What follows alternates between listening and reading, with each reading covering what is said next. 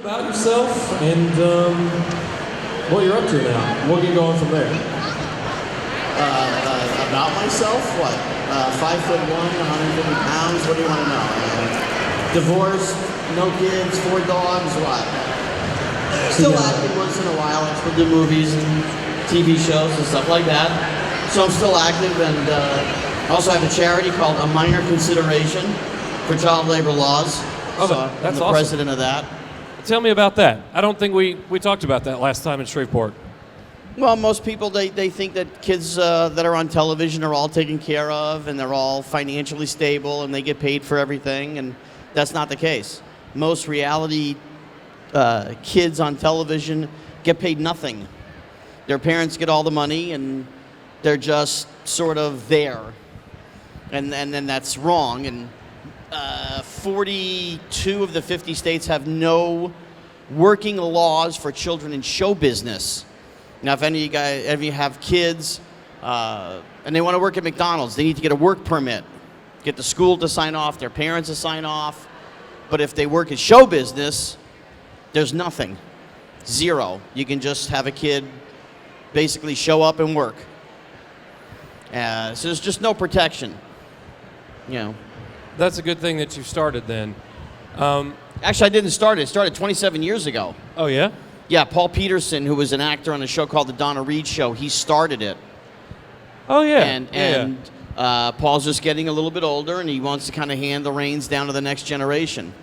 So it's myself, awesome. and there's a lot of other kids, actors that you all would know, been on TV, in movies and television.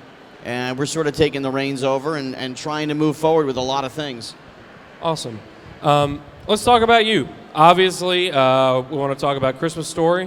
We want to talk about The Kid and Richard Pryor. Hilarious movie. So let's start with Christmas Story.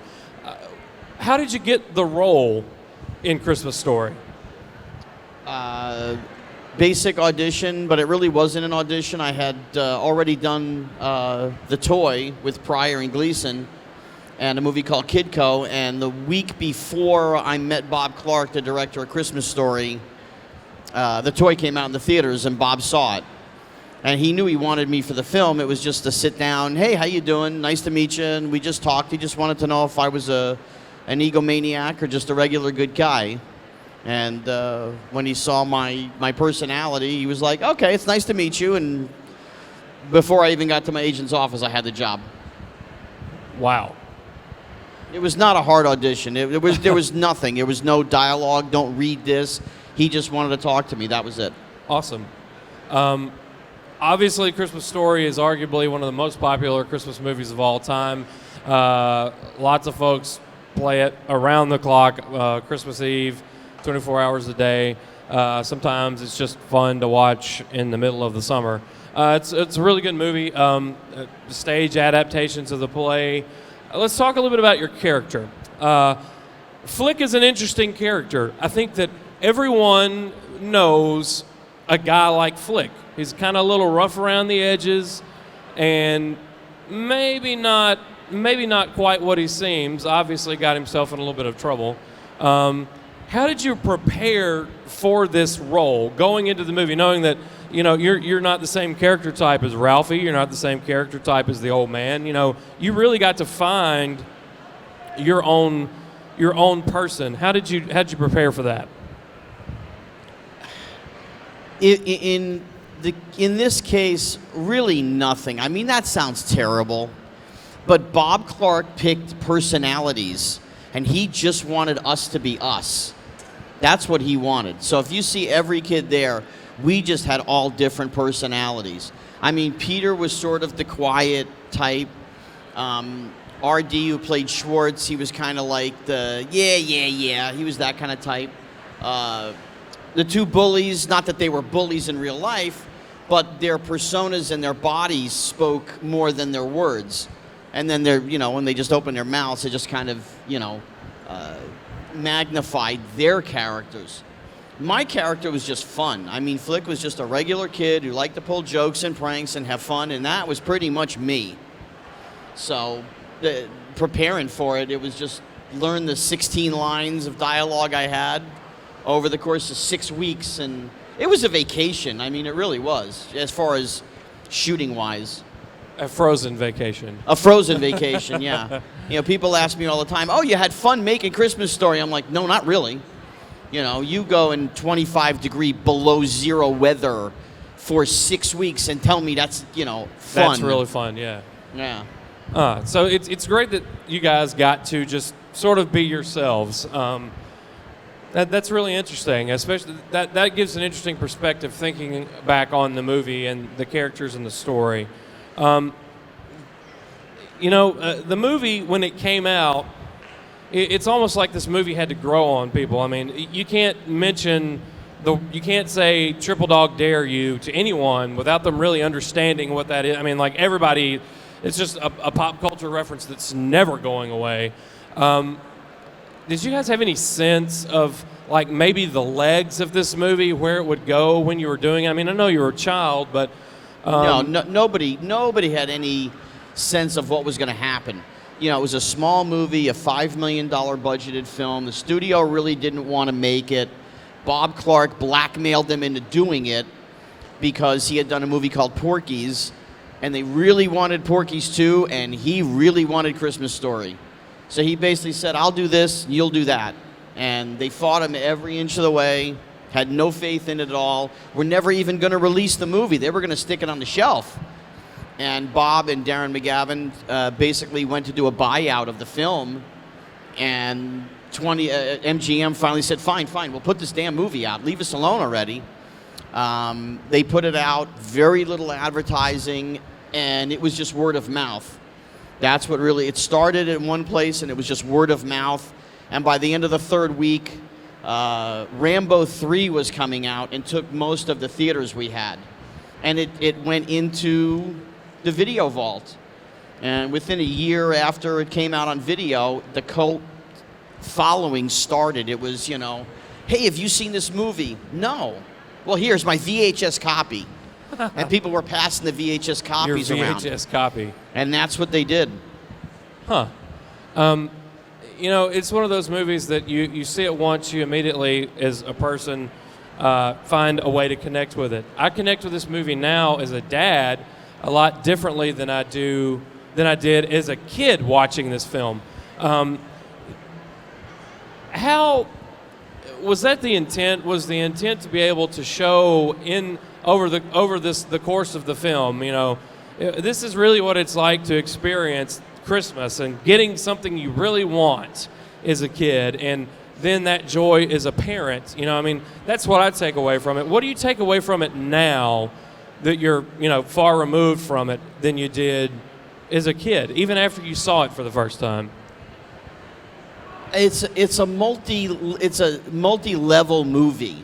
I mean, everybody, the minute you hear Christmas Story, then you go to, all right, it's either the BB gun, the leg lamp, the pink bunny suit, tongue on the pole.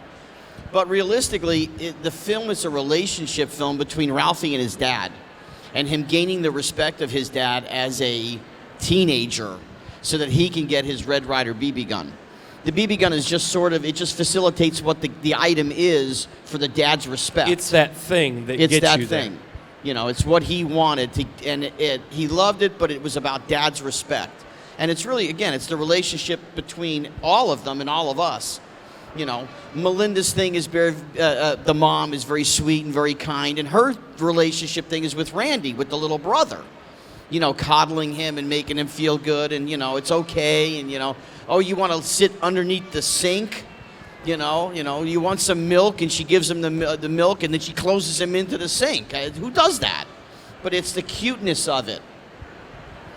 As a kid, I thought that that particular part of that character was, I'd never known anybody that did anything like that was, their own little way like Randy is. And then I had a kid of my own, and she's very much like that. She's our own little person. She'll go climb into a crate full of toys and do her own thing.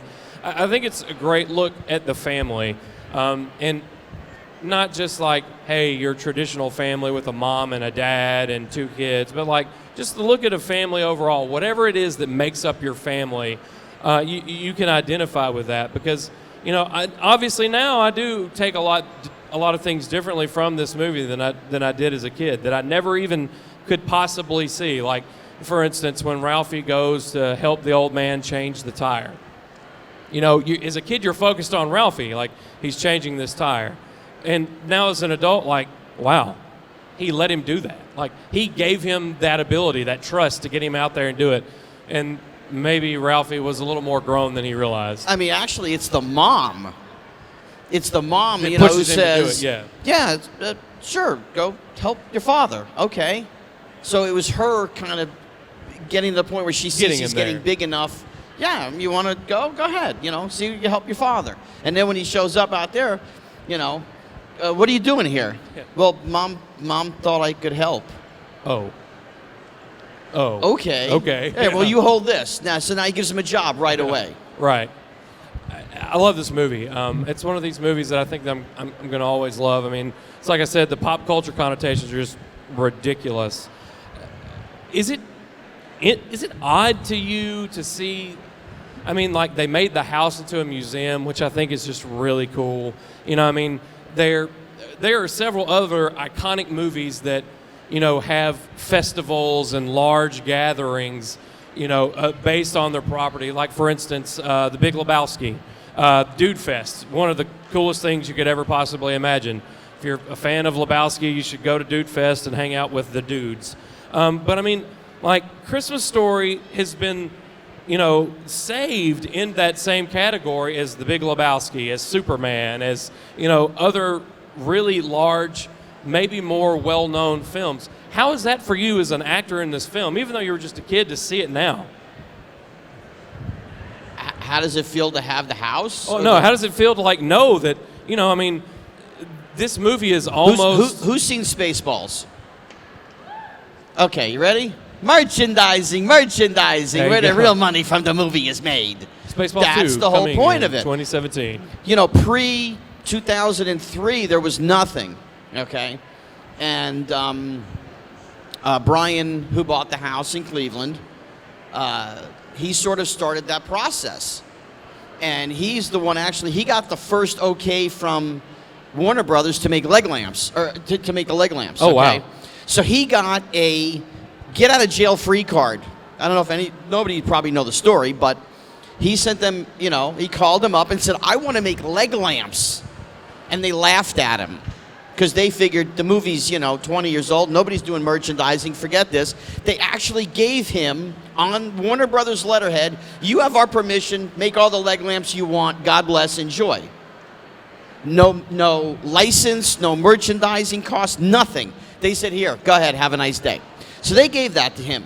Now in a year and a half later, of course, NECA out of New Jersey, they came and they said, well, we want to do merchandise. We want to do Ralphie's and this and that. And we want to make leg lamps. So then MGM said, or Warner Brothers said, no problem. Here you go. They make up the deal. They made him pay. Well, he turned around and sued Brian at the Christmas Story house because Brian was making leg lamps. And he said, hey, I have the license. You can't do this. And Brian stood there and went, really? Hey, dude, here's my get out of jail free card. Bite me. And so, I mean, they went back and forth, and they ended up striking a deal so that everybody was happy. But, you know, this is a film that MGM made. They sold it to Turner, which is Warner Brothers, you know, TNT, TBS, all that. So they had nothing into the film. They had $250,000 in the Christmas Story. So when somebody goes, we want to pay you for merchandise, they're like, hey, cool. We'll take money, yeah. It's just, we will take your money, and that's basically what they've done. They've stated that A Christmas Story is the biggest grossing film for them in the history of Warner Brothers. Good because Lord. they paid nothing for it. So they have zero. Right. They had $250,000 into it. And Turner Entertainment makes something between $4 and $6 million a year on the 24-hour marathon advertising, and then you start adding all the products and all the licenses and everything else. Good Lord! And we get about enough to pay our electric. Right. That's about as much as we get. Huh. It's funny. Sorry, I went off on a tangent. No, it's there. fine. It's funny. I actually didn't know that story, but I know in my town there are 2 houses that always have their leg lamps up. And you can tell from the street that they're different leg lamps. Maybe that's why they're different leg lamps. They made all different sizes. How many people know Jerry Lawler? Jerry the King Lawler? Jerry has a Christmas Story leg lamp in his window, in his front window all year long on his 3rd floor, and it just sits there. December 1st, he turns it on. January 1st, he turns it off. But he's a Christmas Story fanatic. That's awesome. God bless him. Let's talk about the toy. You did that movie before Christmas Story. Talk a little bit about doing the movie, Richard Pryor, and things like that. It was great. I mean, I got to have a blast for 4 months with Richard Pryor, Jackie Gleason, who I knew both of their work. And then I sort of make the joke, how many people, here know, a white guy who bought a black man. Yeah, that's me. Thank you. Have a nice day. I'm the only one. Richard Pryor, it's okay. It was a movie. A blast. I mean, Richard Pryor is probably the greatest person I have ever met. Giving, caring, sharing, a teacher, mentor, from the day I met him until the day he passed away. I miss him every day. Jackie Gleason, egomaniac, but treated me nicely because I was a fan of his.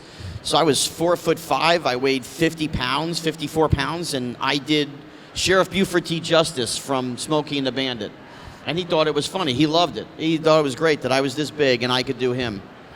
So he taught me how to shoot pool. Taught me how to shoot on the billiards table in the house. Right. Talked a lot about the honeymooners and when they went from New York to Miami and the different things that happened. Gave me just great stories. When he shot with Paul Newman, when he shot The Hustler. I had an amazing experience. Richard Donner, our director, who did Superman, The Omen, all the Lethal Weapon movies. I had a fun time. That was East Baton Rouge, Louisiana, 4 months of nothing but fun. And again, character development. It's a misunderstood kid. That's really what he is. He wants to be loved, and the father that's not his thing. For whatever the reasons, they really don't go into that.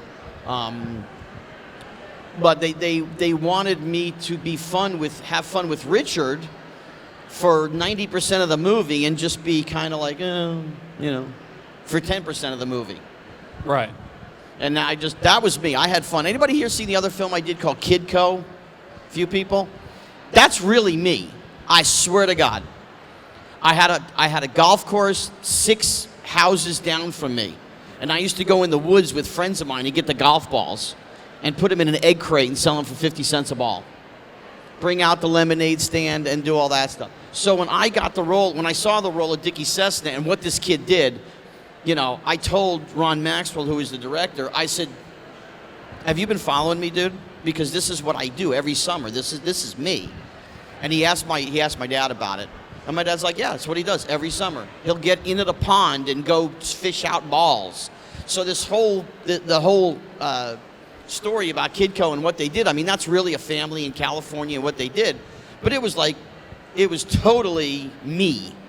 And I actually got to meet the real kid. I got to meet the real cool Dickie Cessna. Huh. I don't think people really fully realize, the greatness of Richard Pryor.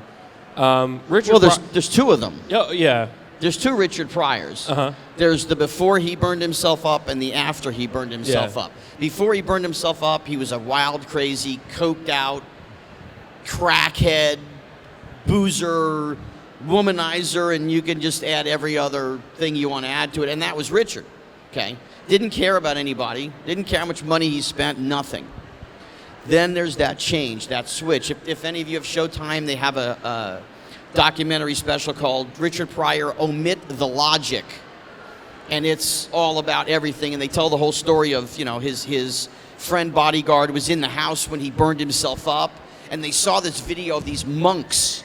And these monks who were really dedicated to their cause, who actually went into the square in China and would pour alcohol and gasoline on their heads and burn themselves up for their cause. And this was like a light bulb in Richard's head, which sounds really bad in his head, and then he pours the booze. But he actually did pour the alcohol, booze, over his head. And he lit himself on fire. And there's no way he should have lived. I mean, 70, 80% of his body was third-degree burns. But it's a switch. When he came out of it, he became a more humane person, a guy that said, you know what, I screwed this up already. It's time for me to do good now. He, genius. That's an understatement. He read all the time, read books, underlined, just, would constantly watch different things. Overly educated man. He grew up in a whorehouse in Indiana, and becomes basically a Rhodes Scholar on his own, and could probably hold conversations with any Nobel Prize winner you could possibly imagine. He really was a smart man. People don't realize it, but he was good to me. I mean, he really was. He did things with me, for me, opened up doors, avenues, would make a phone call, take me places. A very caring guy. And he was incredibly funny. I mean, that's... Oh, and that too, yeah. Yeah, he was just probably one of the greatest comedians to ever live. He was funnier to me after I hit puberty than before I had puberty. He really was. He was much funnier than I got the jokes more. Right. Everybody knows the line in the film, Eric, this is Jack. Jack, this is Master Bates. Yeah, everybody knows that line. I didn't. Watch my face. Blank. Nothing. Nobody home. Didn't get it. Whatever. Now, the scene at the table where it's me, Jackie Gleason, Richard Pryor, and Fancy. And she's talking about her propellers and the whole thing. And then she talks about her boob job. Now, I'm getting set up for an hour before this. I've got Richard making jokes across from me. Gleason's making jokes across from me. The woman that played Fancy, her dress, she kept falling out of her dress. And Richard keeps making jokes for an hour. So now the line is, Fancy, what did your boobs look like before? That's the line. And I'm supposed to do it, no laugh, no smile, just straight on, right? No way, couldn't do it. Forget it. We tried like 20 times, they had me dead on, no way. So when you watch it, it's this. And I'm still smiling and laughing because Richard's sitting across from me and he's cracking me up. I couldn't do it. Couldn't do it straight. Still bothers me to this day. Was that him? Like, could he turn that off? Sure. Could he turn off being Richard Pryor? The second he was off the set, he'd go sit in his director's chair, he'd go sit in his trailer and read his books, quiet. Because I know, he was a pop-up toy. Remember the old pop-up toys? That was him. He'd be in the box quiet, but once you started the machine rolling, then it was off. Because I know, comedian-wise, Jim Carrey, Robin Williams. It's, I read an interview with Robin Williams after he passed away, and I think Mark Maron in his podcast WTF had asked him, do you ever get to turn this off? Is this always on? And the great ones, it's really hard. Like, there are folks like Richard Pryor who you can tell he is a very intelligent man just by listening to his comedy. Then you have on the other end of the spectrum like Robin Williams, who was always Robin Williams. The character was Robin Williams. And then you have like your Jerry Seinfelds in the middle who are like, just kind of, there's Tim Murphy. He has glasses on. What's the deal with those glasses, Tim Murphy? I mean, like he's kind of always in the middle.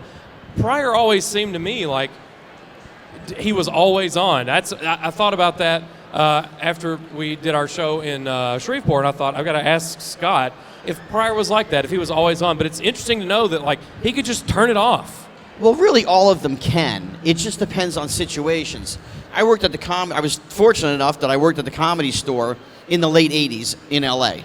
So the regulars who came in were Richard Pryor, Robin Williams, Jim Carrey, and this is before Jim Carrey, had Ace Ventura and all that. I was there in 88, 89. So it was Andrew Dice Clay, Sam Kinison, Jim Carrey, and so forth. But if you went in the back in the green room and Robin and Richard were sitting there, they would be having a regular, normal conversation. And you could join in. I chirped in with them, a couple times, and I have probably, I've done a lot of amazing stuff in my life. I've been very, very fortunate to do a lot of crazy stuff and great stuff. But the one thing that I did, or just happened to be at the right place at the right time, and it happened. I was working at the Comedy Store in the main room, and it was a Saturday night, and Richard came in. And I'm working in the main room, and I go in the back, and I'm talking to him and his wife, Jennifer. And Robin Williams walked in. So then Robin added his deal to the conversation. And Sam Kinison walks in, and here we go, and it's on. And Sam starts doing his thing. So there's only the 5 of us, really in the room, And it was time for Richard to go on, and what you had to do is you had to come out the door and go through the curtain to get on the main room stage. Now, my job there that night was to be the doorman, but not really in the back, but in the front. So I'm holding the door for everybody to go out. So I'm holding the door, everybody's leaving, and Richard's last with me. And I said, I'll see you after the show. He goes, where are you going? I said, well, I'm going to go stand by the door. No, come here. And he grabs me by the shoulder, and he drags me through the curtain. If any of you know what the Comedy Store looks like, there's 2 little steps in the back of the stage. So the back of the stage is myself and Sam Kinison sitting there while Robin Williams and Richard Pryor are going at it. With 2 mics, and here we go, and it was a half an hour. So Robin gets done and hands the phone to Sam. Now it's Sam Kinison and Richard Pryor going at it, and Robin Williams and I are sitting from me to the speaker. That's how far behind them we're sitting. So they do a 20-minute, and I mean, it's insanity. So Sam turns around, he hands me the microphone. He just walks over and he hands me the microphone. Now my first thought is, and what am I going to do here? I'm not their caliber. This is not, my skill level is not them. So Sam hands me the mic, and I'm like, I don't think so. He goes, no, go, have fun. Okay. So I grab the mic. So now it's the 2 of them. It's Sam and Robin sitting behind me and Richard. And Richard and I went off for 20 minutes. And it was probably the best 20 minutes of hilarious shit, excuse my French, that I have ever done in my whole life, because Richard knew me pre-puberty, after puberty. So he just went on because he knew my history. We had a blast. Well, up in the sound room where they have the light, I'm like, I know they have a VCR up there. Please tell me somebody put in a blank videotape. Please, somebody tell me. I got even 1 minute of this, would be worth everything. The guy didn't have any blanks, never got it recorded, nothing. So I've told the story over the years of people like, yeah. About 3 years ago, the guy that was in the tech booth found me on Facebook. I'm like, thank God I found you. Now I can tell the story, and you can actually back me up that it really did happen. That's awesome. I think it's time for questions. Anybody have any questions? Yeah, we'll keep a couple. I think my lunch is here soon, so. Any questions? Questions? Anyone? Yes, ma'am. Here we go. No, he'll give you the go. mic. I'm You have the mic. no shot. There's a fan, forget it. You've talked about how much you liked Richard Pryor. Was it hard to be mean to him?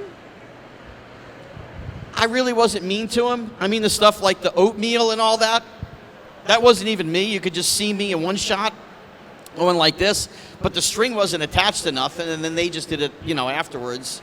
They dumped the oatmeal on him and stuff. I mean, there's a few things like the firecrackers. You think they're going to let a child actor throw firecrackers? No. I guess like the scariest thing is when we were in the car. Me and him are in the car, and we come down the stairs. If you watch it, I'll do it toward you because you asked it. The car comes down, but then we went off to one side, and then I come back in the middle. Scared the bejesus out of me because I thought I was going to go right off the end of the stairs. And I just grabbed the wheel. I didn't drive. I was 13, 14 years old, So, I mean, that was that. But Richard was never mean. I was never mean to him. I couldn't be. He was just too nice of a guy. Questions? Anybody with a question? Go ahead. You got another one? That's all right, all right. come on. Nobody's asked about the tongue on the pole yet. Did you really put your tongue on the pole, and was it cold? It was a plastic pole, so it didn't really stick there, but they had a hole in it with a suction tube that went into the snow with a little motor. So if you think vacuum cleaner, but just a small hole, vacuum cleaner, and your hand will just, you get your hand stuck. It's the same concept, except just about the size of a pinky nail. That was it. But it was cold. How often do you get asked about the tongue? Was it your tongue? Was it a fake tongue? Was it a frozen pole? Was it a real pole? Was it a plastic pole? Was it a stand-in? Did it really hurt you? How often do you get asked about that? All the time.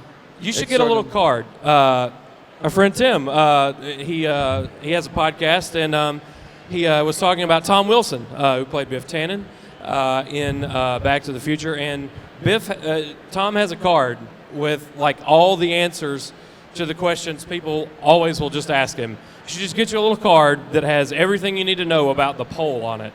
Like put your face with the pole on the front and just hand it to people. You don't have to say anything. Just give them the card and stick your tongue out or something. It's such a quick story. It's okay. A good story.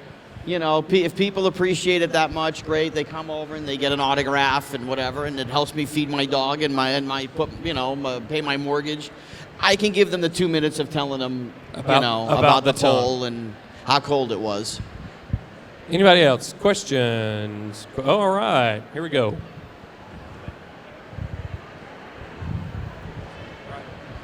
Yeah, what about the Wonder Wheel? That was the best part of the movie and the toy. The Wonder Wheel. What about That's the what Wonder I thought. I thought I heard Wonder Wheel. The Wonder Wheel went to the director, to Richard Donner, to his house. I was offered the golf cart and the racing car, the go-karts. They were going to give me those, and my dad said no. My dad said, you're 13, 14 years old. You can't have those things. Trust me, to this day, he regrets saying it. I got in the house, in the toy room, Richard and I are sitting on a big glove. I didn't get the glove, but right behind it, there was like a wood shed house, like a little playhouse. They sent that to me in New Jersey. And I actually built it, put paneling in it, insulated it, carpeted it. It was like my playhouse for a couple of years. What happened to all of the stuff from the toy? Like, Wonder Wheel went to the director. You got that, What happened to those, to the go-karts and the race cars? I know that 2 of them were given back to the guy that built them, and then the other ones just went to Columbia and they went to California, and they sit in the prop warehouse if they ever need them again. Right. Huh. Interesting. I think a movie that, has iconic props like that people always wonder, well, what happened to that? Did you get to keep that? It'll probably be part of a tour at some point. They'll stick it somewhere, Any other questions? Yes, no, maybe? No more questions? All right. Wait, we got one more. I'm bringing you. She had to think about it. The microphone. How old were you when you did A Christmas Story? How old was I? I was 14. I was actually 3 months from 15. Yes, I was a small boy. How old was Flick? What age was he supposed to be? 9. 9. I was thinking 9 or 10. Huh. Interesting. Yeah. No, my height, cutting the hair short. I looked 9. Which was always okay because I was a year and a half older than everybody else. There was the kid. Zach is Scott Farkas is a year and a half younger than me. Peter Billingsley's like 2 years younger than me. So I was the old man on the set, but that's okay. I had fun. Anybody else? Going once. Going once, going twice. Going okay, twice. good. All right. I'm going back to my table. Scott Schwartz, ladies and gentlemen. I'm right next to Brutus Beefcake.